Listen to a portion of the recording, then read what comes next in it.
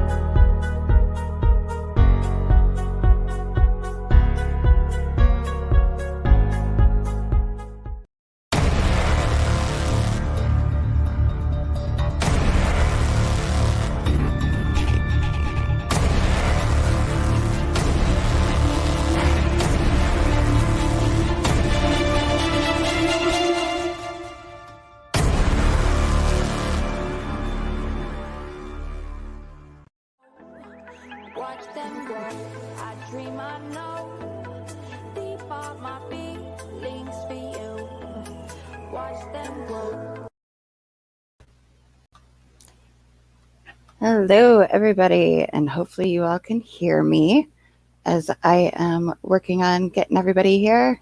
Let's add everybody in. All right, and Hello. Live, and live. Hopefully everybody is having a wonderful, wonderful Tuesday. Unless you are in Australia, then it is Wednesday morning there. So a little bit of a time difference. So welcome, everybody. Thanks for joining us again for Coffee and a Conversation. We have a really, really special guest with us tonight. If any of you guys have tuned in before, you have heard both Red and I talk about extremism and radicalization and our work with Beyond Barriers. And tonight we have a very special guest to share with us some insights on extremism and radicalization from Australia, actually. This is Tom Ravlic. He's an investigative journalist, author, and academic with more than 2 decades of experience in reporting on and analyzing politics and regulatory affairs for the local and international media. He is also an acclaimed author of Vulture City and Rorts and Ripoffs. Welcome to Coffee and a Conversation, Tom. Welcome, sir. Thank you so much, Acacia and Red, for having me on. It's a privilege. Yeah, you are right. There was a slight time difference. Australia is starting to wake up a little bit, and I judge how awake we are by how many rude comments there are directed at our politicians on Twitter. It's the country's starting to wake up right now. Awesome. Appreciate it very much. Hey, Red, how are you doing this evening? With all things considered, I'm doing well. Acacia, and yourself? I'm doing good. I'm having, my normal coffee, and it's going absolutely fantastic right now. I unfortunately had to miss out on my coffee today. I had 3 MRIs back to back, and as a result of the auto accident that I was in. But so unfortunately, I had to miss my coffee today, and I'm feeling it. But to make no mistake, tomorrow morning, bright and early, I'm getting a hold of that Black Rifle coffee, and I'm gonna just have fun with it. That is awesome. Good to hear. So, Tom, we will just jump right into this. Sure.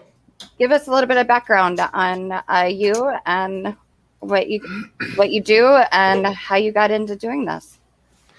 Okay. Well, I first started in journalism back in 1995 in the Jurassic era when Tyrannosaurus Rex roamed the earth. My first job in journalism was actually writing about the accounting world. So I got hired by a guy called Michael Wilkinson, who features later in my story again. And he looked at me and said, I think he could edit a publication called Chartac Accountancy News. Let me fill you in. I knew nothing about accounting at the time, and I was literally dropped into it.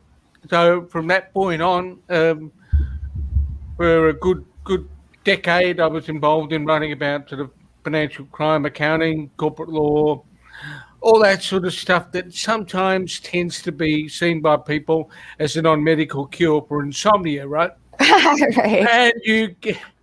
And you then after a decade of that, writing for mainstream media in Australia, specialist magazines, and then media overseas, including a group called Lapity Group, which has since changed hands multiple times. I can't quite remember who owns the newsletters I used to write for now, but I got tapped on the shoulder by a professional body, now known as Institute of Public Accountants. They needed someone to make a bit of noise for them in accounting and audit policy. So I that's where I spent 8 years and went into a tax-based organisation looking at taxation issues from an Australian standpoint.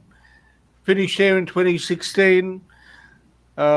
Extremism doesn't enter into the picture in terms of writing and studying it and analysing it until I get back into journalism and also teach. So I'm teaching audit and assurance and then looking at things like terrorism propaganda in a master's, terrorism financing and resourcing. So then me being me, thinking, well, one master's isn't enough, let's go do a second. Right. And that master's in terrorism and security studies. So that had a Wow.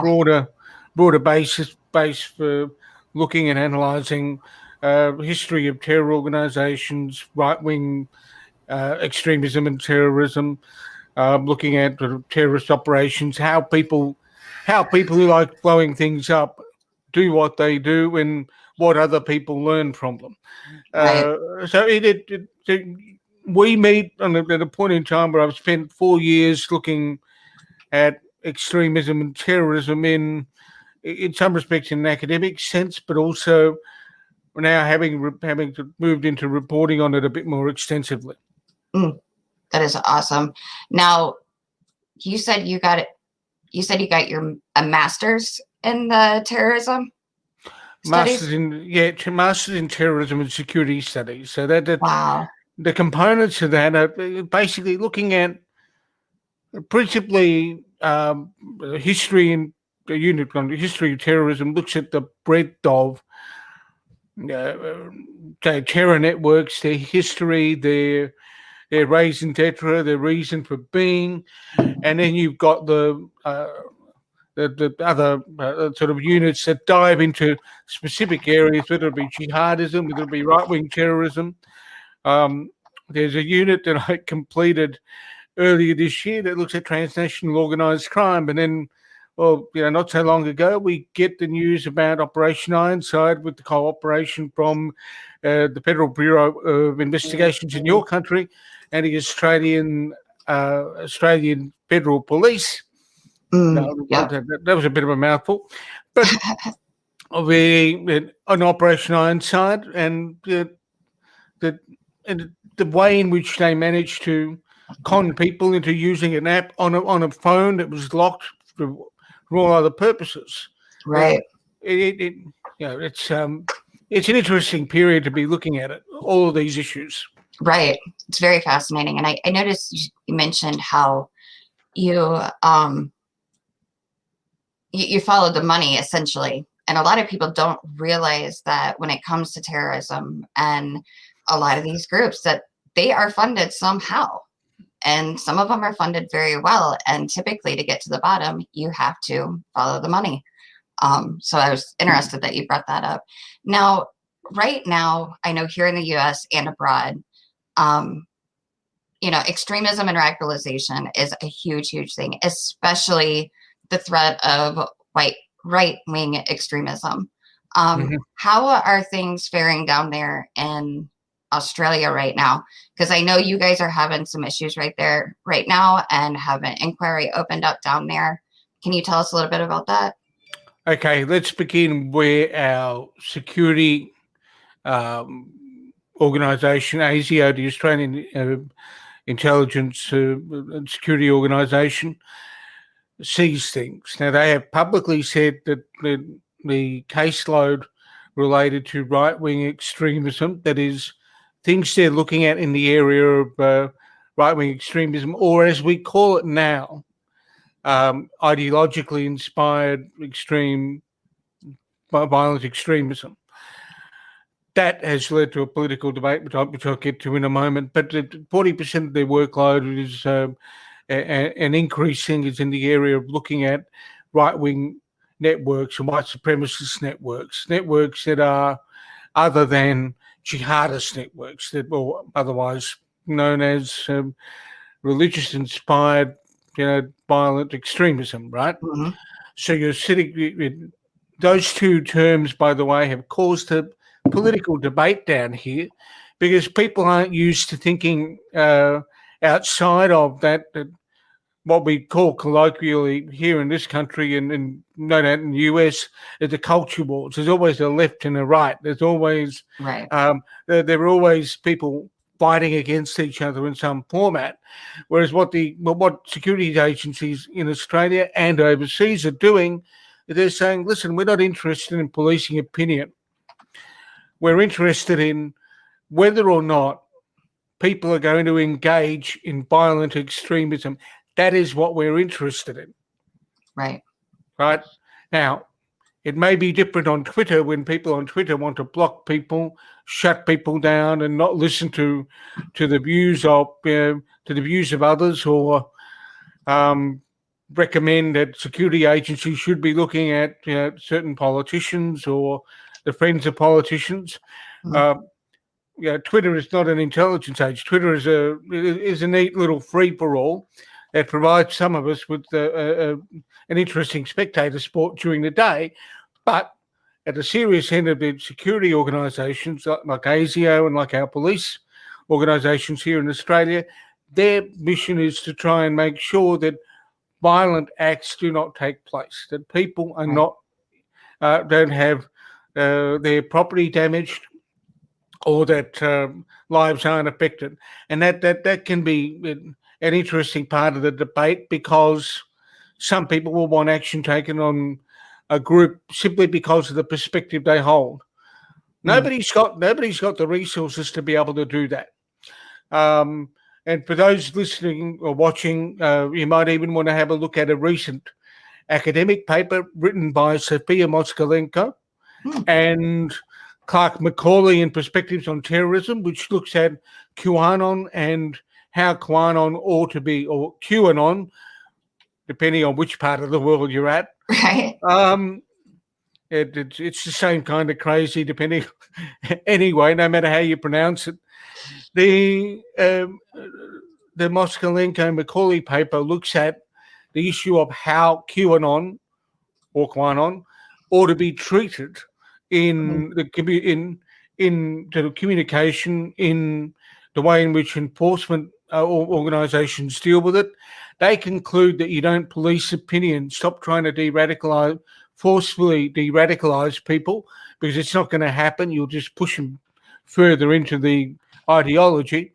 If you police action, you don't waste as many resources, but also you keep your resources for things that really matter. So I think that's part of where our debate's at in this country on that front. You mentioned the inquiry. Mm-hmm. Now, the parliamentary inquiry was sort of announced towards the end of last year. Their submissions were due in February. They've had 2 days of public hearings. Now, for a US audience, let me just briefly explain what the process is all about. The Parliamentary Joint Committee on Intelligence and Security is one of the most powerful parliamentary committees we have. There are representatives from the House of Representatives, our lower house, and the Senate. That parliamentary committee looks at a range of issues to do with intelligence, intelligence and national security. It can range from almost anything. This inquiry is into extremist organisations and radicalism in Australia, and how we should be dealing with it. Mm. It was in part prompted, though not exclusively prompted, by the greater prominence that organisations we would call far right and commentators you call far right were having in the Australian community. An organisation that has been publicised here in Australia and no doubt across the globe, or people may have seen them mentioned on Telegram, depending on which public channels they've been hooking into, is an organisation called the National Socialist Network. Mm-hmm. It has risen to prominence over the past couple of years. Yes, as always, people involved in the NSN have been involved in other sort of illicit networks in the sort of ideological extremist space. Mm-hmm. And they've sort of built up activity. They've been doing their usual thing, throwing stickers around, throwing posters around. They went into the Grampians, which is a sort of national park type reserve here in Australia in January. They were spotted sort of chanting the usual thing, and it made the newspapers, and then gradually it sort of got into the mainstream media, got onto network television, and it did increase the following of one of their figures, Acacia, on Telegram. So what happened was a leader of that group had about 5,000 odd followers on Telegram, and by the end of the week of the broadcast of 2 stories on the National Socialist Network, it was in excess of 8,300 from memory, so 3,000 plus additional followers within the 1 week, and not sure that the broadcasters, that the producers of the current affairs program intended that to happen, but that's how the world works. And it's an interesting case study on what happens when you cover extremist movements in a particular way that ends up drawing people's attention to them. Now, whether all of those 3,000 are people that are people who have sympathy with the organisation, I don't know. But in amongst the 3,000, there probably are. There's probably law enforcement types that make up the 3,000 that then follow those guys on Telegram. And there may also be researchers and journalists and others who may not have followed the group or individuals within that group that have a public presence on encrypted apps. So we're seeing, with media coverage, increased awareness down here. The parliamentary inquiry is still running. There's been no report as yet from them. They've taken submissions. There's only a handful of them that have been made public, by the way, Acacia, in part because there may have been groups that have sent submissions who may feel under threat if their submissions are made public. So there would be some concerns about the people's safety and that kind of thing. So the inquiry, the inquiry covered all the obvious things as well. How these groups come to be, how they communicate. Google, Twitter, and Facebook appeared before them talking about the work they're doing in order to track extremist views online and how they might be able to remove that content and how they police that content. So there's a lot of material there that if people watching this podcast or watching the stream rather want to know more about the inquiry and its work, and we could spend all night talking about it, but we don't have all night. Right. This is meant to be a coffee date for people. So, the the parliamentary website is aph.gov.au, and it's very easy to find the parliamentary committees on the website. People can just look at the menus, but it is a brilliant resource for those who are interested in the state of play in Australia and how things are moving. And what was that website again? I was going to throw it up here in chat for them. Okay, aph.gov.au. In fact, what I'll do for you is I'll get the specific link. Okay. And put it into the comments. Yep. Can I? Or I can put it into the private chat, and you can. Yep, and I can throw it up there in the comments. That'll work. Yeah, there we are. Appreciate it. Awesome. Okay, it's right there. It'll take people directly to the committee page. You are able to see the submissions that are public. So the intelligence agencies I've spoken about earlier, law enforcement, they're public. There are some academic submissions that are public. And the process was also streamed, webcast, if you like, by the parliamentary website on the actual days of the hearings. Right, definitely. Pretty much the same as your Congress does in Washington. Okay. Yeah, because I know different countries work a little bit differently with all of that, but overall, it's the same general idea of different oversights and things like that. Now, you did mention about like the media and the media coverage of the extremist groups and the extremism and how we do that. And I know you had Jeff Scoop on your podcast. Sorry, it's Critical Line. Critical line item. Sorry. And you did. There was an article in Crikey that I read about how we need to educate, and he had mentioned that. But on one of your podcasts, you mentioned about the media attention and how should the media cover extremism. Can you give us a little bit of your insights on that as well? It is actually interesting when you consider how that debate has gone here in Oz.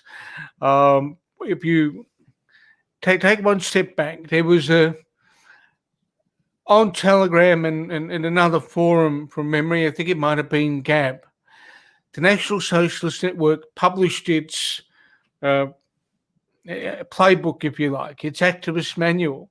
And in the activist manual, they outline their approach to media. They talk about their approach being a media baiting approach, getting attention. And it seemed to cause some surprise for people. And I scratched my head and I think, why? It's the way it works. If groups are small, the only way they're going to get attention and media coverage is if they pick words or take actions that are going to trigger certain parts of the community to respond. Yep. So you've got a call and response mechanism happening there. And some people will automatically respond to an event or words online or something without thinking through whether that's actually an attempt to draw people into a debate about immigration or just incite people to get worked up. Mm-hmm. Oh yeah. Now, and the media can fall for it, and then people have fallen for it because they haven't sat back and thought through whether the material that they're seeing presented is actually being put forward in order to create controversy in its own right. Right. But that then leads to the next question, obviously, which is how do you report on extremism responsibly? Well, the first thing you've got to do is you've got to take the opportunity to tell the audience this is how groups like, the National Socialist Network or whoever it happens to be, it doesn't particularly matter, get attention. Even minor political parties from time to time in this country will pick a topic It doesn't matter what the topic is. And they will try to get attention Right. by raising that issue. Why? They don't have huge advertising budgets. They can't buy splashes in the newspapers, even during an election campaign. So what are they going to do? They're going to find ways of riling people up. So it'll be their announcement or their comments in Parliament, or it'll be something said during an interview on a particular channel that might be sympathetic to them, and then the ball gets rolling, just like watching a game of ping pong. Exactly. It literally becomes a spectator sport. If you're not involved in having the fight on a particular issue, you're watching how this thing plays out, and you scratch your head. And you get, well, how did we get there? We got there because that, in part, was the intention of the discussion being had, or the topic being triggered. Exactly. It's very interesting that you say that, because some people know this from my channel, some people don't. Everybody knows that I work with Beyond Barriers, but I actually was a propagandist with the movement at one point in time. And that's the thing, like you said, media attention is free advertising. Even if it's negative, they view it as free advertising. So you have to be very, very careful as to how you approach it. And like you said, you never know, because you still have to report what's going on in the world. So it's a very delicate, like you said, to try and figure out which is the best way to do it. It's very interesting. But I think you need to explain the mechanism that's being used and how people are being manipulated as well. Mm-hmm. It doesn't mean that those reacting to it shouldn't be covered, but you also need to explain to people that there's a high degree of manipulation happening here, and it happens every day in our political systems. You've got it in Congress. How often do people say weird things in Congress to get on television, to get on Fox, to get on CNN or MSNBC? Politicians do it here all the time. Yep, absolutely. And there's nothing better for television hosts and producers than having politicians who say weird things to fill up scheduled time that might otherwise be empty or on some other issue. Right. Exactly. It's easy content. Oh, yeah. Yeah. And the more outrageous it is, whether it's coming from the right, left, and different, the more chance you have that they're going to pick it up, because it's like, oh my goodness, I can't believe they just said that. And there you go. Like you said, that's exactly what happens. That's the thing. But when I hear people say something weird, yes, I can believe they said that. Right.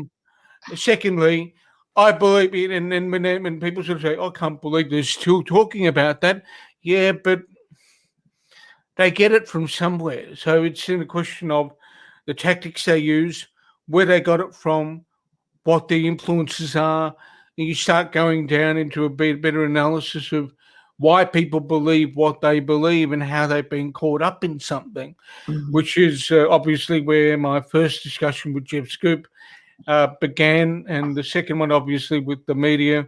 And then, people who follow your Twitter feed and follow you on LinkedIn would have caught up with the fact that I also did an interview with Daryl Davis on similar issues. Yep. We didn't spend a lot of time talking about Daryl's music career, however, which fascinates me just as much, and in some aspects even more. But it's important that we demystify what people do and what people say. And I think the other interesting thing that comes out of some of the discussions I've had with people on extremism is the importance of the broader education on philosophies and how different communities deal with certain issues. For example, anyone who's brought up in a kind of a Christian household, whether it be Catholic or Protestant, will know that there are different schools of Christianity or different streams of Christianity and how that evolved. funnily enough, some of those folks don't know how Islam evolved. They got no idea. Right. So they might understand that there's Lutheranism, there's Protestantism, there's Catholicism, there's whatever have you, but Islam they're confused about because they haven't taken 5 minutes to even think about how the belief system came about and how people determine a particular school of thought within that belief system and how it develops. One of the challenges I've put to people in conversation from time to time is to say to them, look, the way we in the media from time to time refer to Islam is as if we were referring to the entirety of Christianity and comparing it to or equal or painting it as being equivalent to David Koresh's Branch Davidian sect. Right. Now, someone who sits in the Christian space will turn around and say, that is not correct, that is inaccurate. Well, it's what people do. It's what people who are ignorant and don't understand where Islam comes from and how those communities function are doing to Islam. They're actually not applying sufficient critical thinking or even a genuine interest in understanding. Right. And that I think is critical because if you're going to get to a point where people analyze issues like terrorism properly, you actually have to understand what the extremes are. We've got commentators in this country who will sit on television and say, if you don't understand the difference between moderate Islam and radical Islam, you're part of the problem. Well, if you don't define, for crying out loud, what either is, how are you supposed to expect an audience to be able to differentiate what's extreme and what isn't? Very true. You know that hits on a very big nail on the head, Tom, and that's something here in the States that is running rampant, more especially in our media, or from even certain groups of people, such as Christians, for example. Again, I want to preface before I go further. I want to preface that. Bless you. Yeah, I am not out to defame or to bring bad light onto anybody. However, from what I've noticed, from observations, you get a lot of backlash with pride groups and homosexuality and things of that nature from the Christians, and a lot of it they don't take the time to understand, like a lot of folks, that they're just human beings like you and me. Correct. Absolutely. You brought up the differences in Islam. Followers of Islam. I've had the privilege to meet several Muslims that were absolutely amazing human beings and shining examples of how we should be towards one another. It's just, I think, and Acacia, I think I've said this in a past podcast before, that if we just take the time to sit and just talk, have open dialogue with one another, then a lot of this stuff goes away. But I think a lot of people are too afraid to think outside of their own bubble. Yeah, there's another problem though. We've got little devices like this. Yep. Right? Yep. Absolutely. And what have we trained? What have social media companies trained people to do? Respond instantly. Yes. Respond impulsively. Right. Respond emotionally. And oftentimes respond without thought. You know, that's you're absolutely correct, Tom. I'm guilty of that myself. From are you now? Oh yeah, I'm not going to deny that. You know, but I think there's a lot more. Acacia's lost it. It's okay. Yeah, I get it completely. No, it's but it's just sad that Darn it! The train just derailed. I lost my train of thought. Oh well. It'll Nonetheless, come back. It'll come back. It'll come back to the station eventually. One of these days. Yeah, 2 weeks from now. Right. That's one of those things, like you said, we are trained to respond instantly. However, we are trained to respond in our reaction versus actually responding. We are reacting. And if there's one thing that I've learned is that because we are such a fast-paced society and everything, we've been trained not to stop and think before reacting or responding. Absolutely, but it's a world of engagement. But we don't talk about the depth of that engagement. Right. We don't talk. It's like going to the local public swimming pools and swimming in the shallow end when you're on social media. It's probably not even that. It's one of those blow-up pools that you put in the backyard for kids to play with. Right. But it as I've said to people, on many occasions, nuance doesn't fly well on Twitter. You try and be nuanced on Twitter, people ignore you. Now, if you want attention on Twitter, the more outrageous you are, the better it is. But it's not in terms of engagement, right? Whether it's negative or positive. But the problem you have is you don't have that level of intellectual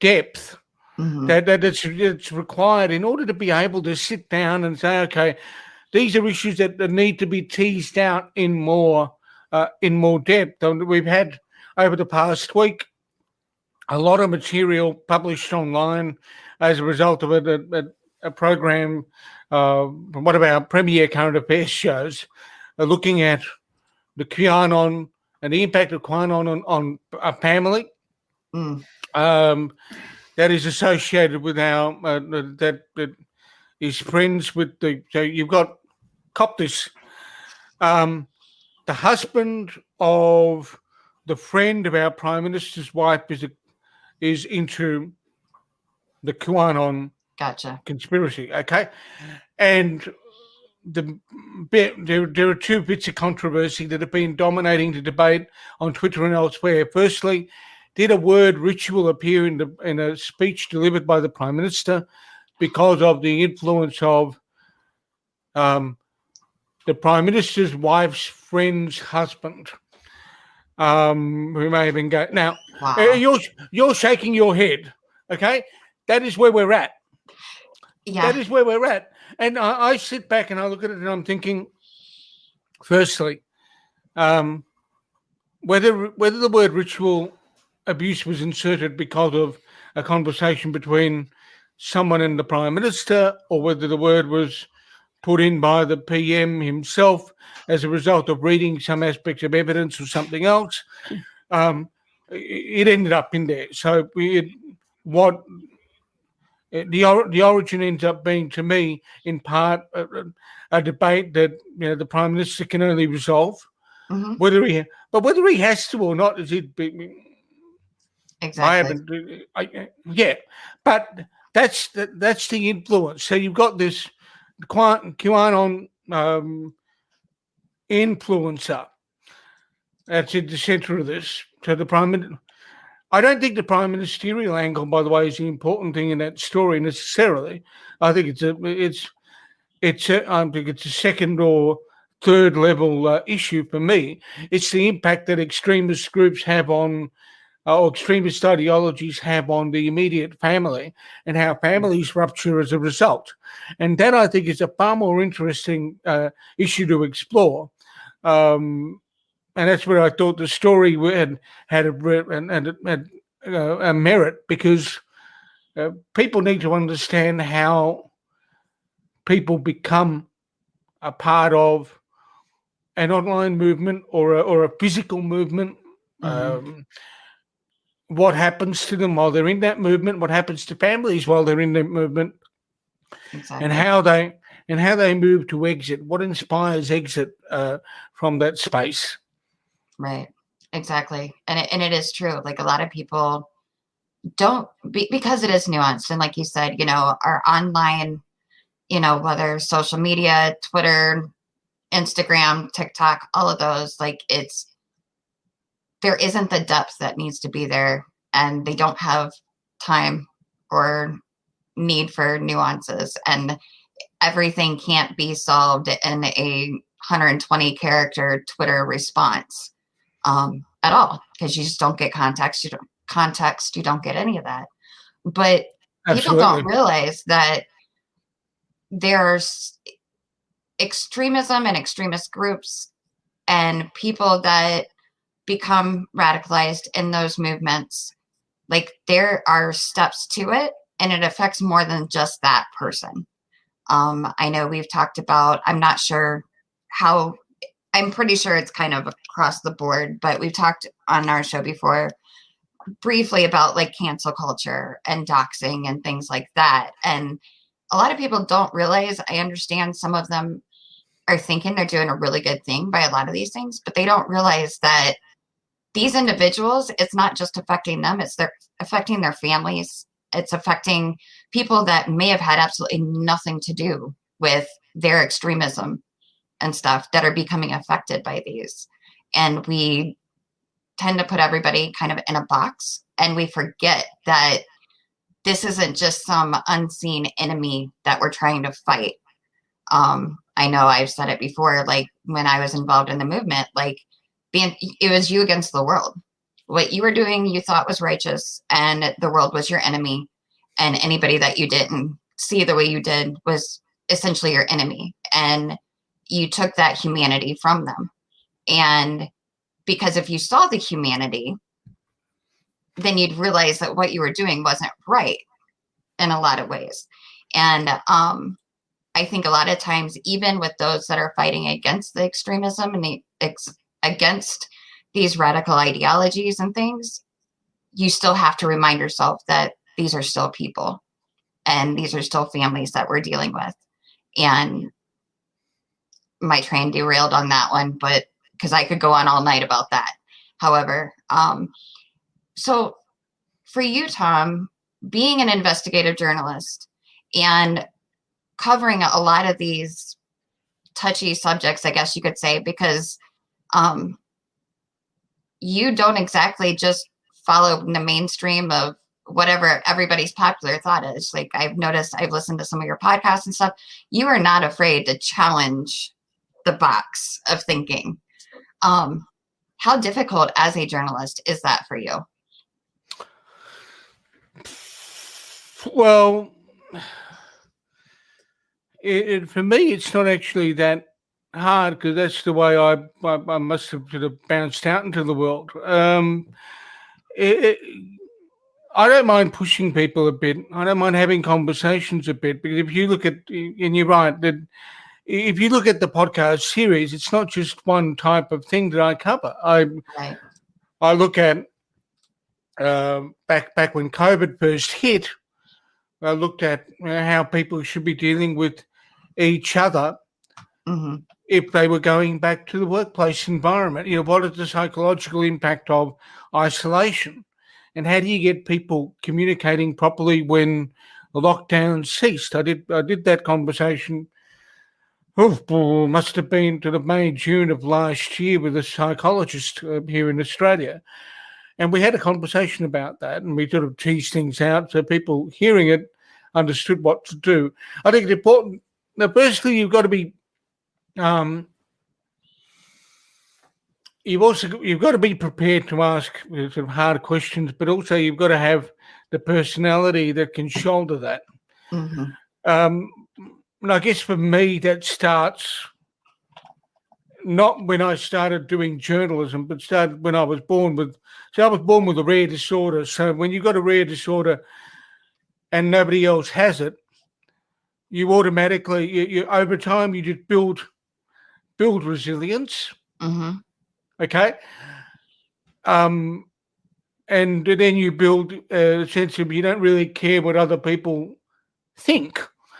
You get to a point where you hear what they say, you analyze what they say, but you try not to let that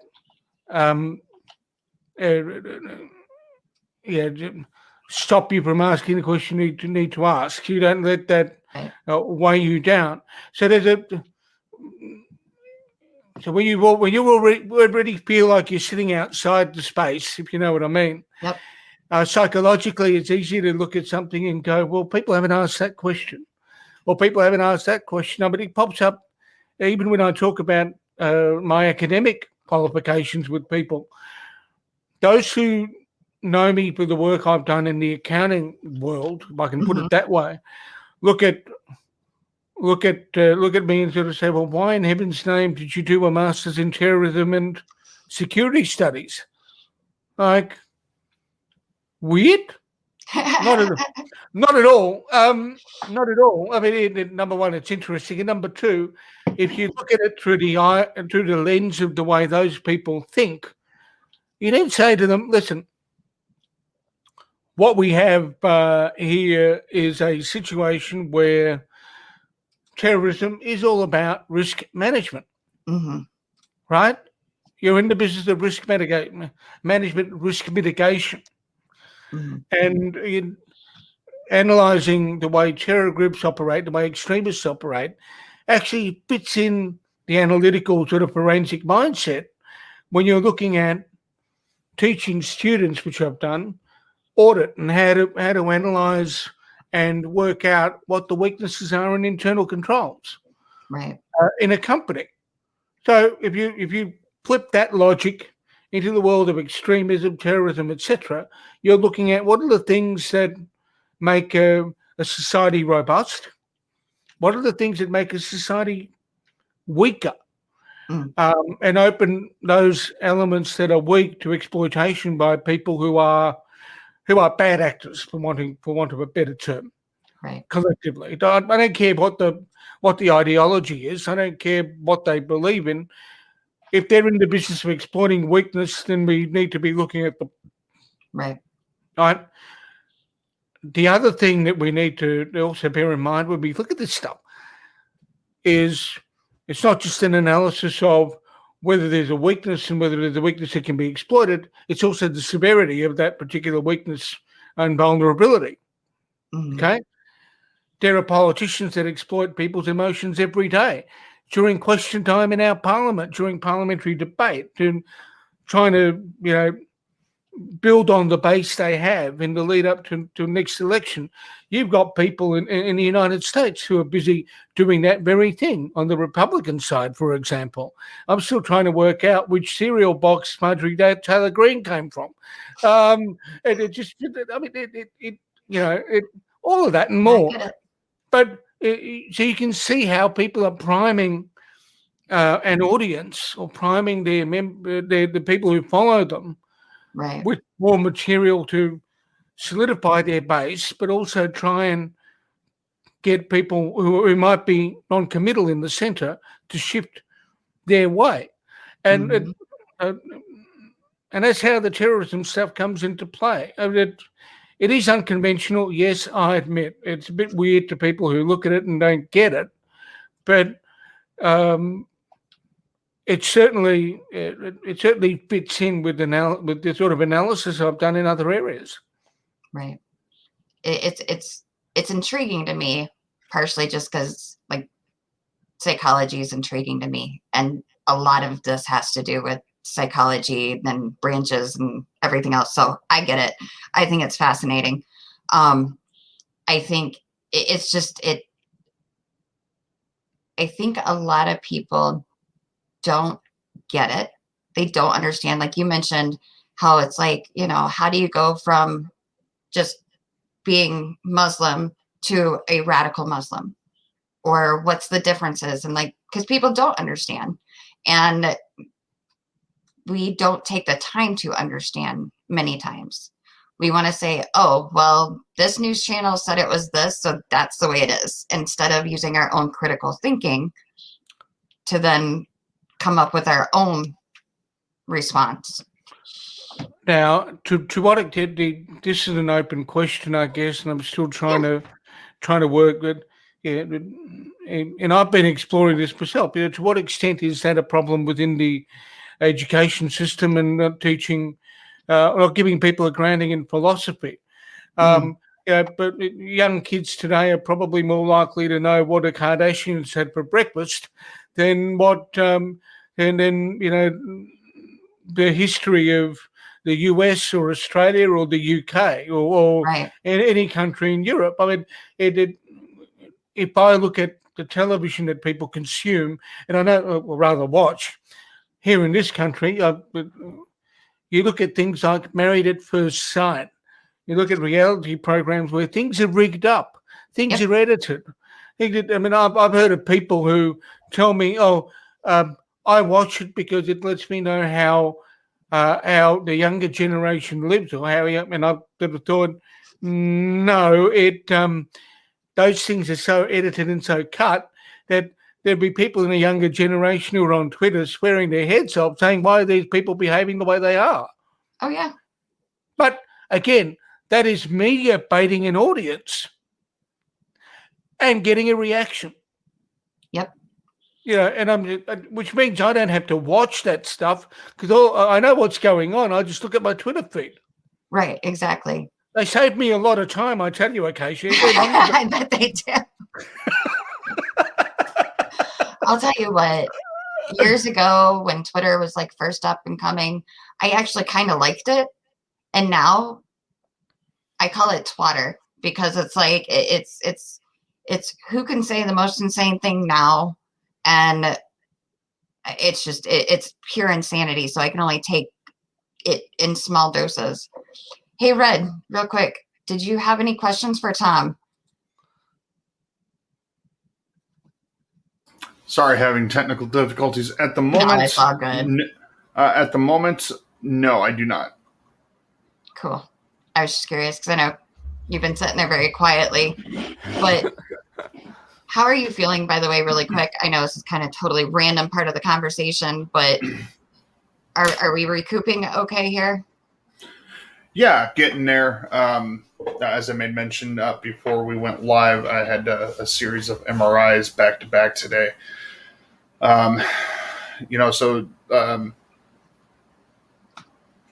Slow but steady progress. It's definitely something you don't want to rush, especially when it comes to soft tissue injuries and concussions and whatnot.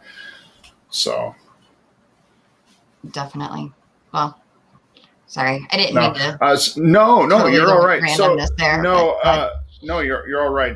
Part of the biggest reason I'm a little more quiet than normal is I am fighting off a wicked migraine right now. But rest assured, I'm still here. I am paying attention. I am listening. Oh, I know you're. That's good. You do realize there's a multiple choice online test after this, don't you? Oh, I love multiple choice. Let's go. Bring it on.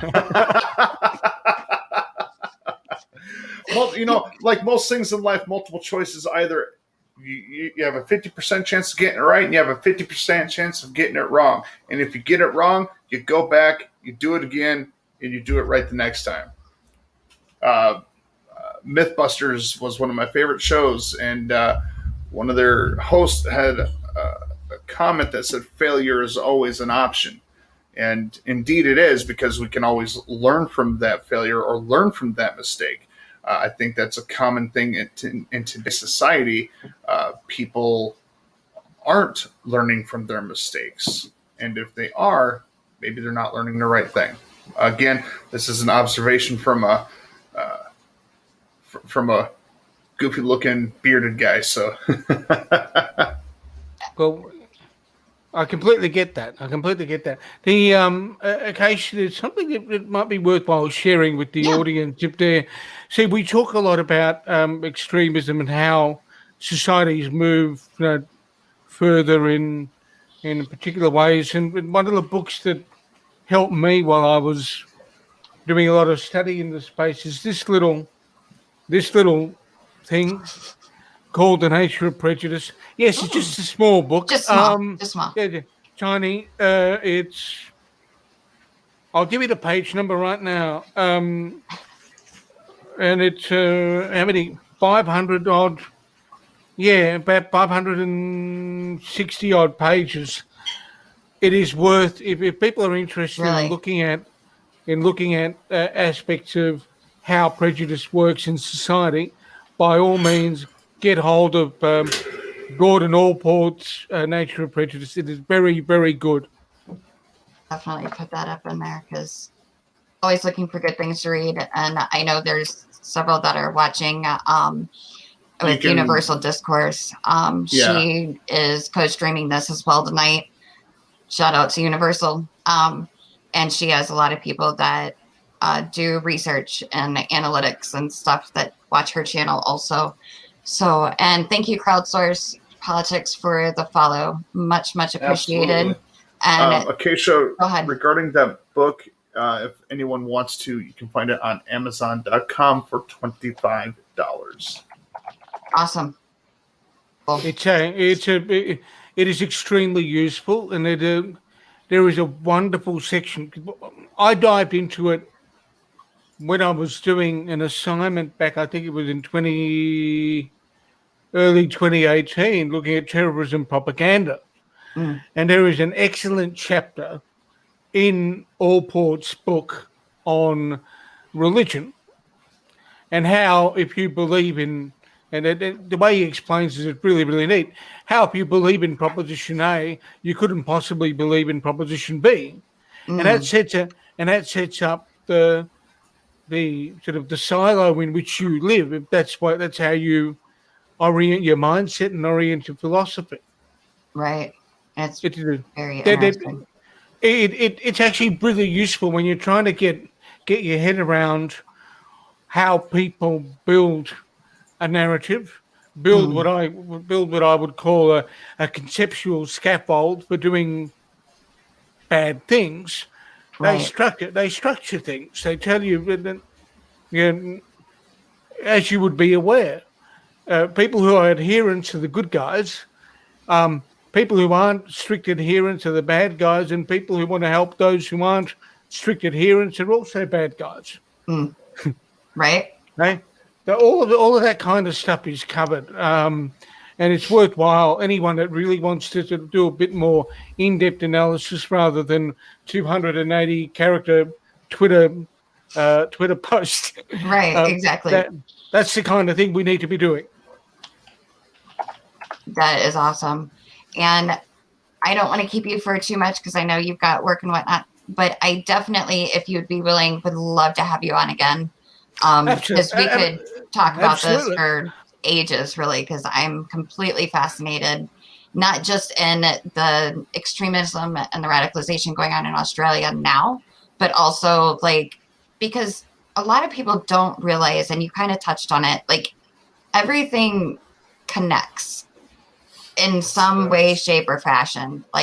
Point A connects to point B, and a lot of times we don't realize that there's a connection there until we sit down and we actually look into it.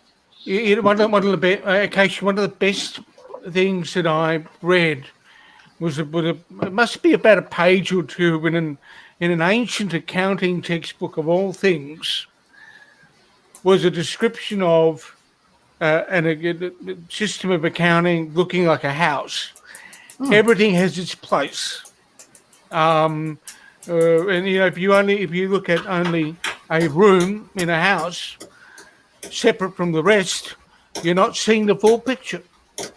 Right. That's true. That's true. Hey, Red, do you have any announcements real quick before we sign off for the evening? Just a few. Ladies and gentlemen, extremism of any kind and racism of any kind is absolutely disgusting and abhorrent, and it should be called out regardless of what side of the spectrum it falls on, whether it's Democrat, liberal, conservative, Republican, etc. It's all garbage, it's all bad for you, and it needs to be squashed.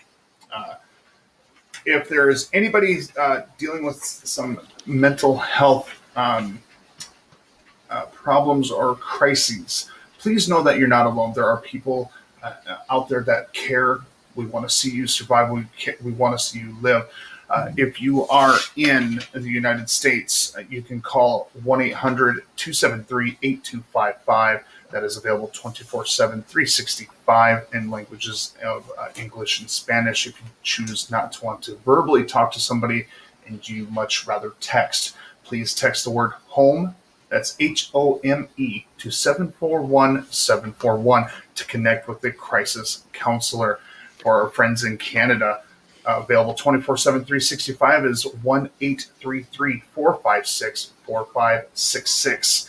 Between the hours of 4 p.m. Eastern and midnight Eastern, you can send a text to 45645 to be connected with a mental health professional. If none of these are a viable option, you can call 911 or your local emergency number. Police departments across the U.S. Especially have started to implement care teams, special response teams that send out either a licensed therapist or a licensed social worker who can get you in touch with the therapist right there on scene. They meet you on your terms, and it's much more appeasing to the individual needing help. You can also go to your local emergency department where they have doctors and nurses trained and ready to help you in your time of need. Remember, this world would be very boring without you in it. Absolutely. Very true. Thank you. And for all of you that are watching this, those numbers are in the chat on the Twitch. And as always, if you guys have any comments, suggestions, ideas, questions, please DM me in Discord or through email or email red@beyondbarriersusa.org. And we will definitely do what we can. And I appreciate everybody tuning in tonight. It was a little bit heavier topic than what we normally do, but that's what Coffee and Conversations are about. We are having all the interesting conversations that nobody else is having, but all the conversations we need to have. So thank you, Tom, very much for joining us this evening. Much appreciated. Absolute pleasure, and happy to do it again at some point. Absolutely, because this is not something that's going to go away anytime soon. And I think more people need to listen and hear what's being said from those that either have been there or are watching it and that are talking to those that deal with it constantly. Absolutely. So make sure you hit that like and subscribe button. And if you're a Prime member, please, you can subscribe to the Twitch channel for free using your Prime. So we will also be back real quick next week with a very, very special Coffee and Conversation. Larry Kupperman will be joining us again to go over some Jewish comedy. So this should be a really fun conversation too. Thank you guys. You all have a wonderful evening. And as Red would say, peace, love, and graham crackers. We're out.